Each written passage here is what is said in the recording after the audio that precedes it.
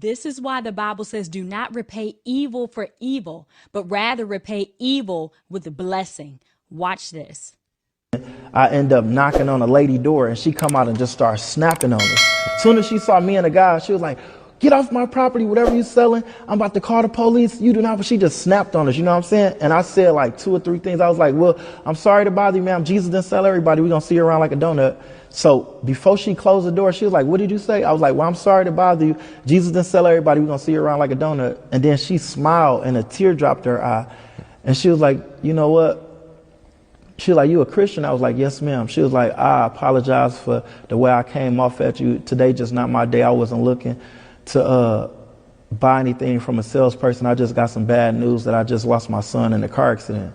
And I was like, well, I'm sorry to hear that. Moment of silence for your son. And we just like did a little, you know, like a moment of silence for her, you know what I'm saying? And then after we got done, we was really about to leave, you know what I'm saying? And then she was like, so what are you out here doing? I was like, I thought you never asked. I was like, we with a youth program. We out here selling this cleaner product. I'm training these guys how to do the right thing like Spike Lee. Thanks for not biting my head off. And then she just started laughing. She was like, you know what? I like your attitude and you out here in the rain. She was like, do it clean carpet because I got this spot on my carpet. I was like, yes, ma'am. She was like, if it clean this spot off my carpet, I'm going to buy it. So she let us come in the house. As we walking in her house, I see she had a gun on the table. And I'm like, well, don't shoot, man. We just the good guys. She's like, no, let me tell you, right before you knocked on my door, I got the bad news that my son died in a car accident and I was just about to blow my brains out.